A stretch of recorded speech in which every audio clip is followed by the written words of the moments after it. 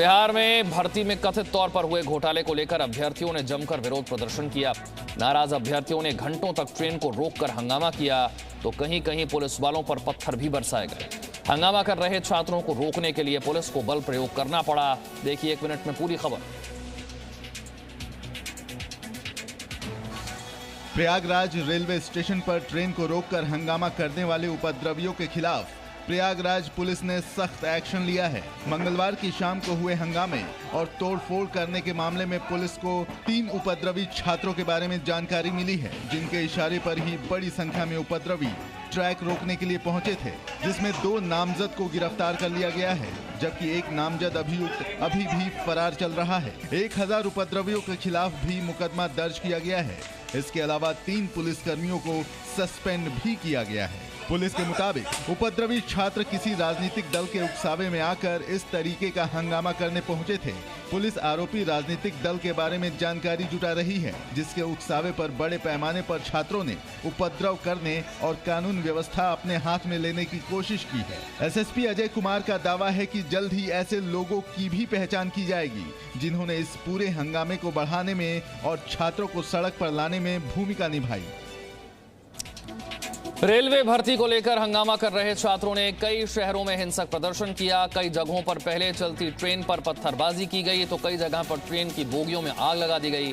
छात्रों के हिंसक प्रदर्शन के बाद रेलवे ने साफ कर दिया है कि रेलवे की संपत्ति को नुकसान पहुंचाने वाले दोषी छात्रों को रेलवे में कभी नौकरी नहीं मिल सकती। हाथों में तिरंगा लेकर ट्रेन को रोककर खड़ी इस भीड़ को देखिए। इस भीड़ में दिख रहा हर चेहरा अपने आप को छात्र कहता है और खुद को भविष्य के भारत की पहचान बताता है। लेकिन ये तस्वीरें इस बात का सबूत हैं कि इन्हें छात्र कहना सही नहीं होगा। ये उपद्रवी हैं। दरअसल आरआरबी यानी रेलवे रिक्रूटमेंट बोर्ड ने 13 पदों पर भर्ती के लिए परीक्षा आयोजित की थी। इसके नतीजों में बोर्ड द्वारा कई पदों के लिए एक ही उम्मीदवार का चयन किया गया है। ऐसी परिस्थिति में कई छात्र नौकरी की रेस से बाहर हो गए और चयन से वंचित रह गए, जिसको लेकर अभ्यर्थियों के मन में रोष था, जो अब उपद्रव में बदल गया है। रेलवे बोर्ड ने जो नतीजे घोषित किए हैं, उसके खिलाफ शांतिपूर्ण और कानूनी तरीके से विरोध जाहिर करने का अधिकार छात्रों को है, लेकिन अपनी मांगों को पूरा कराने के लिए इस तरह उपद्रव करना लोकतंत्र में किसी भी तरह से जायज नहीं है। बिहार की राजधानी पटना से लेकर अलग अलग शहरों में हो रहे प्रदर्शन में छात्रों को उपद्रव के लिए उकसाने के आरोप में पटना के खानसर के खिलाफ एफआईआर दर्ज हो गई है। वहीं छात्रों के इस प्रदर्शन को लेकर सियासत भी शुरू हो गई है। विपक्ष का कहना है कि सरकार का लापरवाही और तानाशाही भरा रवैया, उसी के कारण ये हालात पैदा हुए। यूपी में प्रयागराज रेलवे स्टेशन पर ट्रेन को रोककर हंगामा करने वाले उपद्रवियों के खिलाफ पुलिस ने सख्त एक्शन लिया है। 3 नामजद समेत 1000 उपद्रवियों के खिलाफ मुकदमा दर्ज कर लिया गया है। नामजद अभियुक्तों में से 2 की गिरफ्तारी हो चुकी है। वहीं यूपी के डिप्टी सीएम केशव प्रसाद मौर्य ने साफ किया है कि दोषी पुलिसकर्मियों पर कार्रवाई की जाएगी। प्रयागराज रेलवे स्टेशन पर ट्रेन को रोककर हंगामा करने वाले उपद्रवियों के खिलाफ प्रयागराज पुलिस ने सख्त एक्शन लिया है। मंगलवार की शाम को हुए हंगामे और तोड़फोड़ करने के मामले में पुलिस को 3 उपद्रवी छात्रों के बारे में जानकारी मिली है, जिनके इशारे पर ही बड़ी संख्या में उपद्रवी ट्रैक रोकने के लिए पहुंचे थे, जिसमें 2 नामजद को गिरफ्तार कर लिया गया है, जबकि एक नामजद अभियुक्त अभी भी फरार चल रहा है। 1000 उपद्रवियों के खिलाफ भी मुकदमा दर्ज किया गया है। इसके अलावा 3 पुलिसकर्मियों को सस्पेंड भी किया गया है। पुलिस के मुताबिक उपद्रवी छात्र किसी राजनीतिक दल के उकसावे में आकर इस तरीके का हंगामा करने पहुंचे थे। पुलिस आरोपी राजनीतिक दल के बारे में जानकारी जुटा रही है, जिसके उकसावे पर बड़े पैमाने पर छात्रों ने उपद्रव करने और कानून व्यवस्था अपने हाथ में लेने की कोशिश की है। एसएसपी अजय कुमार का दावा है कि जल्द ही ऐसे लोगों की भी पहचान की जाएगी, जिन्होंने इस पूरे हंगामे को बढ़ाने में और छात्रों को सड़क पर लाने में भूमिका निभाई। इन दिनों उत्तर भारत के पहाड़ों पर बर्फबारी हो रही है, जिसका असर मैदानी इलाकों पर भी देखा जा सकता है। पर्यटक बर्फबारी का लुत्फ लेने के लिए हिमाचल प्रदेश पहुंच रहे हैं। वादी निचार से लेकर पहाड़ों की रानी कहे जाने वाले शिमला तक कुदरत के बदले मिजाज की तस्वीरें देखने को मिल रही है। और शिमला को ऐसे ही पहाड़ों की रानी नहीं कहा जाता, इसके पीछे इसकी खूबसूरती है। जिसमें बर्फ है, पेड़ है और साथ ही बर्फ और पेड़ से ढकी बर्फीली वादियां हैं। और यही कुदरत के नज़ारे शिमला को पहाड़ों की रानी बनाते हैं और इसकी खूबसूरती ऐसी जिसे देखने के लिए पर्यटक मीलों का सफर तय करके आते हैं। बर्फ ऐसी जहां हर शय एक ही रंग में रंगी नजर आती है और पहाड़ मानो किसी सफेद चादर में लिपटा हो। जिधर भी आपकी नजर जाएगी बस आपको बर्फ ही बर्फ नजर आएगी और बर्फबारी के साथ साथ आपको बर्फ से जूझते कुछ लोग भी नजर आएंगे। तो इससे हटकर कुछ लोग बर्फबारी का लुत्फ भी लेते नजर आएंगे। दिखाते हैं जन्नत-ए कश्मीर की तस्वीरें, जहां बर्फबारी के बाद पेड़, पहाड़, घर सब बर्फ में ढके हुए नजर आ रहे हैं और चिनार के पेड़ों की खूबसूरती पर्यटकों को खूब लुभा रही है। अब आपको दिखाते हैं घाटी की तस्वीरें। इन दिनों डोडा में सिर्फ एक ही रंग दिख रहा है। आसमान से लेकर ऊंची पहाड़ियों तक और जमीन से लेकर घर और गाड़ियों तक सब कुछ बर्फ की चांदनी सी चमक रही है। मौसम की इस बर्फबारी ने डोडा की काया ही पलट दी है। हर जगह सिर्फ सफेद रंग दिखाई दे रहा है। तस्वीरें डोडा की हैं, जहां पिछले कुछ दिनों से लगातार बर्फबारी हो रही है। यहां कुदरत की खूबसूरती देखते ही बन रही है। चारों तरफ बर्फ ही बर्फ नजर आ रही है। बर्फबारी के बाद पूरा इलाका जन्नत जैसा दिख रहा है। तो वहीं बर्फबारी के चलते डोडा में रास्ते पूरी तरह से बंद हो गए हैं और रास्तों को दोबारा से शुरू करने के लिए जेसीबी की मदद से बर्फ हटाई जा रही है ताकि आवागमन फिर से शुरू हो सके। ऐसी ही तस्वीरें चंबा में भी देखने को मिली, जहां लगातार हो रही बर्फबारी की वजह से घरों पर बर्फ की मोटी परत जम गई, जिसे हटाने के लिए लोगों को काफी मशक्कत करनी पड़ रही है। क्राइम ब्रांच ने दिल्ली से मुंबई ले जाए जा रहे 7 करोड़ के नकली नोटों का जखीरा पकड़ा है, जिसकी कीमत 7 करोड़ बताई जा रही है और क्राइम ब्रांच ने इस मामले में 7 लोगों को गिरफ्तार किया। मुंबई पुलिस ने जाली मुद्रा छापने और उसे अलग अलग जगहों पर पहुंचाने वाले एक अंतर्राज्यीय गिरोह का पर्दाफाश किया है। पुलिस ने आरोपियों के पास से 7 करोड़ के नकली भारतीय नोट बरामद किए हैं। पुलिस के मुताबिक गोपनीय सूचना के आधार पर मुंबई क्राइम ब्रांच ने मंगलवार शाम को दसीहर चेक पोस्ट पर एक कार को रोका और कार में बैठे लोगों से पूछताछ करनी चाहिए तो कार सवार थोड़ा असहज हुए, जिसके बाद पुलिस ने कार की तलाशी ली तो मुंबई क्राइम ब्रांच के अधिकारियों को एक बैग मिला जिसमें 2000 के नकली नोटों के 250 बंडल थे, जिसका कुल मूल्य 7 करोड़ रुपए है। मुंबई क्राइम ब्रांच के मुताबिक कार से पकड़े गए लोगों की सूचना के आधार पर 3 अन्य लोगों को गिरफ्तार किया गया है। इस मामले में कुल 7 लोगों की गिरफ्तारी हुई है। अभी तक 7 आरोपी किताबें में लिया है और ये नोट अभी प्राइमरी इंफॉर्मेशन दिल्ली से लाया था उन्होंने, आगे की तफसील चालू है। ये नकली नोटों का जखीरा सड़क के रास्ते दिल्ली से मुंबई लाया जा रहा था और जिसे लाने के लिए मुंबई नंबर की गाड़ी का इस्तेमाल किया गया था।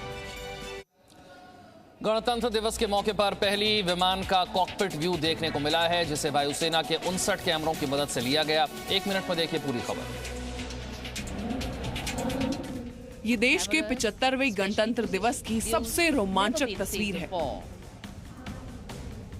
पहली बार गणतंत्र दिवस फ्लाईपास के कॉकपिट से लिए गए वीडियो दिखाए गए। फ्लाईपास की थीम थी अमृत महोत्सव और इस मौके पर 17 जैगुआर फाइटर एयरक्राफ्ट ने मिलकर अमृत फॉर्मेशन बनाई, यानी विमान आसमान में 75 के आकार में दिखाई दिए। राजपथ पर फाइटर जेट रफाल से लेकर वायुसेना के शमशेर कहे जाने वाले लड़ाकू विमान जैगुआर तक की गर्जना सुनाई दी। बाज फॉर्मेशन का कॉकपिट व्यू देखिए, जिसमें 2 जैगुआर, 2 MiG-29 अपग्रेडेड, 2 सुखोई 30 विमान दिखाई दे रहे हैं। फ्लाईपास्ट में एकलव्य, त्रिशूल, राहत और मेघना समेत कई अलग अलग फॉर्मेशन बनाई गई। आजादी के 75 वर्ष पूरे होने पर 75 विमानों ने फ्लाईपास्ट में हिस्सा लिया था और 59 कैमरों से ये अद्भुत दृश्य रिकॉर्ड किए गए। दुनिया भर के तमाम मुल्कों में इन दिनों लगातार बर्फबारी हो रही है। ग्रीस भी इससे अछूता नहीं है। ग्रीस में बर्फबारी के चलते कई ट्रेनों को रद्द कर दिया गया है और एथेंस में ज्यादातर स्कूलों को भी अगले कुछ दिनों के लिए बंद कर दिया गया है। इस साल की शुरुआत में ही दुनिया भर के देशों में रिकॉर्ड तोड़ ठंड और बर्फबारी हुई है। ऐसे शहर जहां वर्षों से बर्फ नहीं पड़ी, वहां जमकर बर्फबारी हो रही है।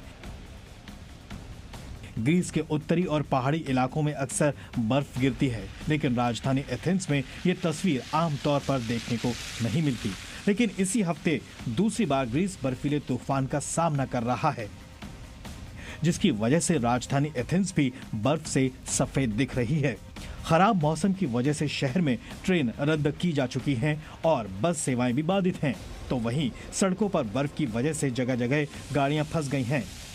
ऐसे मौसम में ग्रीस के ज्यादातर स्कूल भी बंद किए गए हैं और लोगों को घर में ही रहने की सलाह दी जा रही है। लेकिन इतनी मुश्किलों के बावजूद एथेंस के लोग बर्फबारी का लुत्फ लेने घर से बाहर दिखाई दे रहे हैं। टर्की में भी मौसम का बदला मिजाज इन दिनों लोगों के लिए मुसीबत बना हुआ है। गाड़ियां बर्फ से ढक गई हैं, लोग अपनी गाड़ियों में ही कैद हो गए हैं। लोगों को बचाने के लिए घंटों तक रेस्क्यू ऑपरेशन चलाया गया। जब ट्रैफिक जाम में खड़ी गाड़ियों पर बर्फ की ऐसी परत जमी है तो आप सोच सकते हैं कि शहर के बाकी हिस्सों का क्या हाल होगा। टर्की के सबसे बड़े शहर इस्तांबुल में लगातार हो रही बर्फबारी के बाद कुछ ऐसे ही हालात बन गए हैं। यूरोप के सबसे बड़े हवाई अड्डे की तस्वीर देखिए, ये इस्तांबुल एयरपोर्ट है। रनवे पर बर्फ जमने की वजह से काफी देर तक कई उड़ानों को रोकना पड़ा। बाद में सभी फ्लाइट रद्द कर दी गईं और एयरपोर्ट को बंद कर दिया गया। ऐसा लगातार दूसरे दिन है जब इस्तांबुल एयरपोर्ट पर उड़ानें रद्द कर दी गईं। इस्तांबुल हवाई अड्डे पर हालात इस कदर खराब हैं कि वहां फंसी एक पैसेंजर बस को भी धक्के लगाकर निकालना पड़ा। यात्रियों को भारी परेशानी का सामना करना पड़ रहा है। तो वहीं इस्तांबुल शहर की सड़कों पर भी मुश्किलें कम नहीं हैं। बर्फबारी की वजह से टर्की के कई हाईवे बंद किए जा चुके हैं। स्थानीय प्रशासन लगातार सड़कों को साफ करने और फंसी गाड़ियों को निकालने का काम कर रहा है। और अब आपको दिखाते हैं खास तरह की आइसक्रीम वेंडिंग मशीन जो एक इंसान की तरह काम करती है।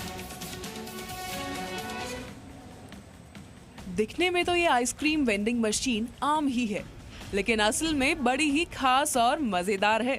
कैसे, ये अभी आपको दिखाते हैं। यहाँ से आइसक्रीम लेने के लिए आपको पहले पैसे देकर एक पर्ची लानी होगी। जैसे ही ये पर्ची आप मशीन को दिखाएंगे, इसके अंदर लगा एक छोटा सा रोबोट काम पर लग जाएगा और आपकी पसंद की हुई आइसक्रीम लाकर आपको देगा। ये मशीन सिंपल वनीला आइसक्रीम ही देती है, लेकिन आप अपनी पसंद की टॉपिंग्स जैसे ओरियो, चॉकलेट चिप या फ्लेवर्ड सॉस आइसक्रीम पर डलवा सकते हैं। है ना ये बड़ी ही मजेदार मशीन। ये मशीन बीजिंग में विंटर ओलंपिक्स में आ रहे लोगों के लिए मेन प्रेस सेंटर में लगाई गई है।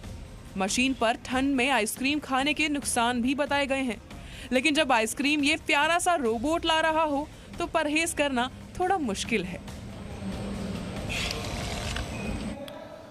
रूस और यूक्रेन के बीच चल रहे विवाद के बीच अमेरिका और नाटो देश यूक्रेन को सैन्य मदद पहुंचा रहे हैं और साथ ही साथ आर्थिक मदद भी पहुंचाने के लिए अमेरिका के राष्ट्रपति जो बाइडेन ने यूक्रेन को $20 करोड़ की सुरक्षा सहायता के प्रावधान को मंजूरी दे दी। यूक्रेन पर रूस की बढ़ती आक्रामकता को देखते हुए अब नाटो ने बड़ी संख्या में फौज, युद्धपोत और लड़ाकू विमान रूस के आसपास तैनात करने शुरू कर दिए हैं। नाटो के सदस्य देश डेनमार्क ने अपने लड़ाकू नौसैनिक जहाज और F-16 फाइटर जेट लिथुआनिया और बाल्टिक सागर के लिए रवाना कर दिए हैं। वहीं यूक्रेन और पश्चिमी देशों के साथ बिगड़ते हालात के बीच रूस लगातार युद्धाभ्यास कर रहा है।